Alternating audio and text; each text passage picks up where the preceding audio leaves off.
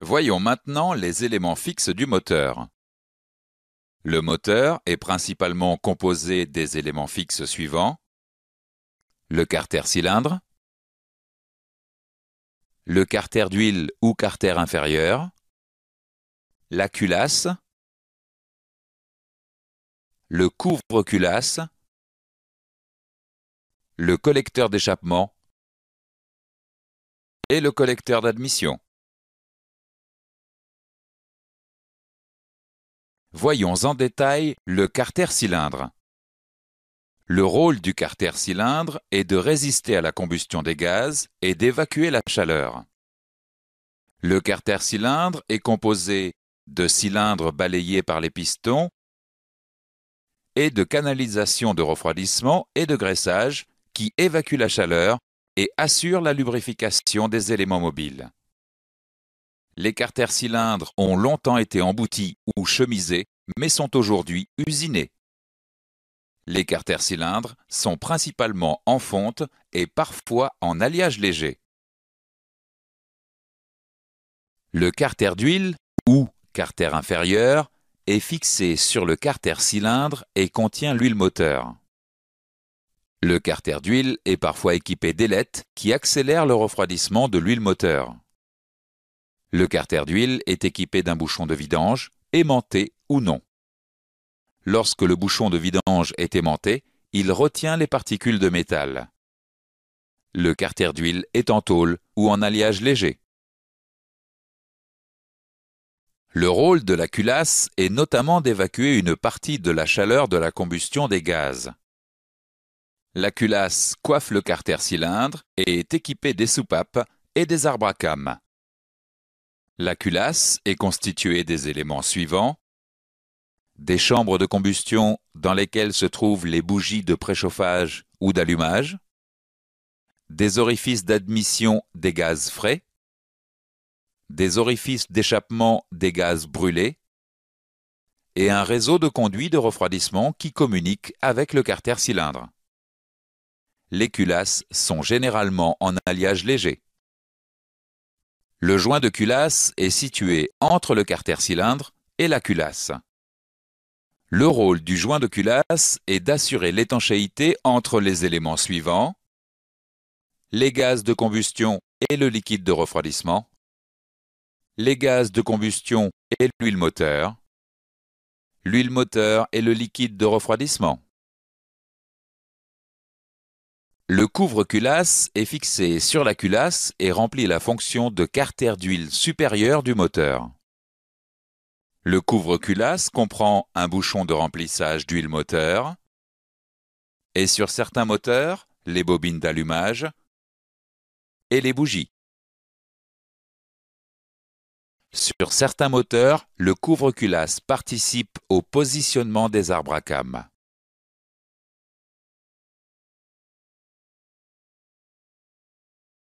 Les éléments mobiles du moteur sont les suivants: les pistons et leurs segments, les bielles et leurs coussinets, le vilebrequin, les arbres à cames,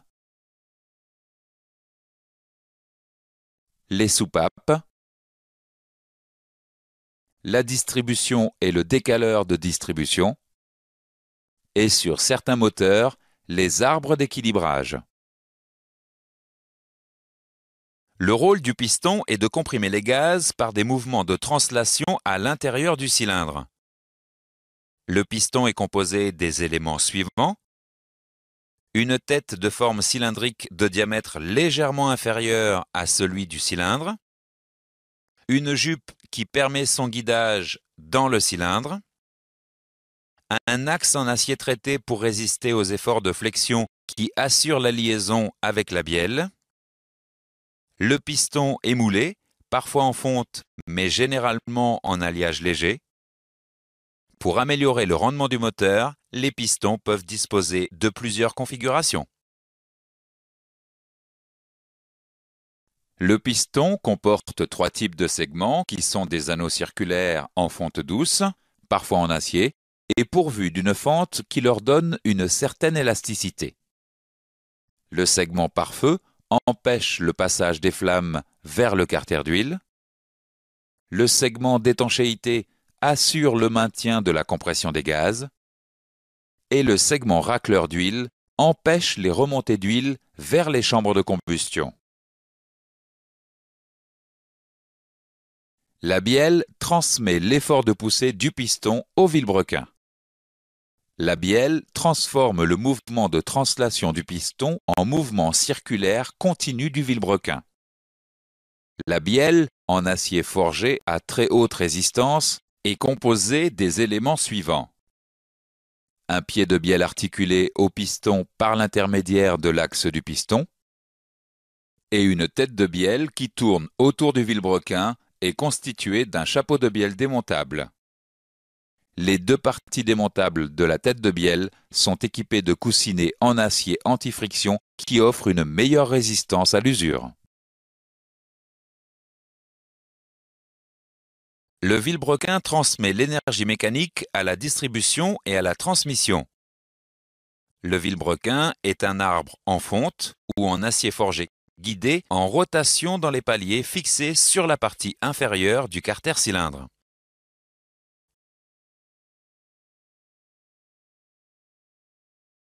Les manetons assurent la liaison des bielles au vilebrequin et subissent un traitement mécanique spécialisé pour assurer leur longévité.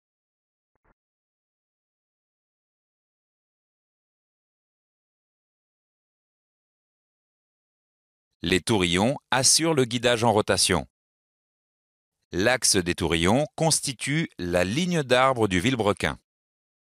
Les tourillons subissent également un traitement mécanique.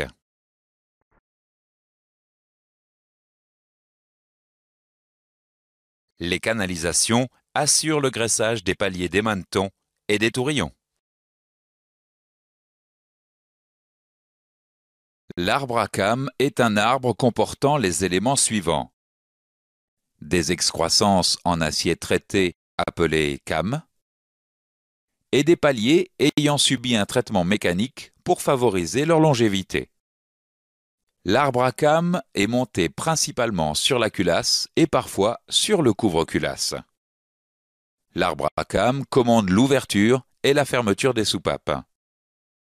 Le vilebrequin entraîne les cames en rotation par l'intermédiaire de la distribution. Lorsqu'il y a deux arbres à cames, le premier commande les soupapes d'admission, le second les soupapes d'échappement. L'ouverture et la fermeture des soupapes sont synchronisées avec le mouvement du vilebrequin, c'est le calage de la distribution. Un numéro d'identification est gravé sur l'arbre à cames. Les trois premiers caractères indiquent le type du moteur. Le caractère suivant permet de distinguer l'arbre à cames d'admission A de l'arbre à cames d'échappement E. Les derniers caractères sont utilisés par le fabricant. Voyons maintenant les commandes de soupape. Il existe différents types de commandes de soupape. À culbuteur simple à patins, à culbuteur simple ou double à rouleau, à poussoir muni de cale et à poussoir monobloc. Les soupapes sont situées sur la culasse et ouvrent et ferment le conduit d'admission ou le conduit d'échappement. Il existe deux types de soupapes. Les soupapes d'admission qui permettent l'entrée des gaz dans le cylindre et les soupapes d'échappement qui permettent de commander la sortie des gaz brûlés. Les ressorts maintiennent appliquée la soupape sur son siège lorsqu'il n'y a aucun effort de l'arbre à cames. L'étanchéité entre la soupape et son siège doit être parfaite. Les arbres d'équilibrage permettent de réduire les acyclismes du moteur générés par les efforts dus à la combustion. Les arbres d'équilibrage tournent 2 fois plus vite que le vilebrequin car il existe 2 retours au point mort haut par tour de vilebrequin. Les arbres d'équilibrage sont constitués principalement des éléments suivants: 2 masses d'équilibrage, une couronne d'entraînement, et une cassette d'équilibrage.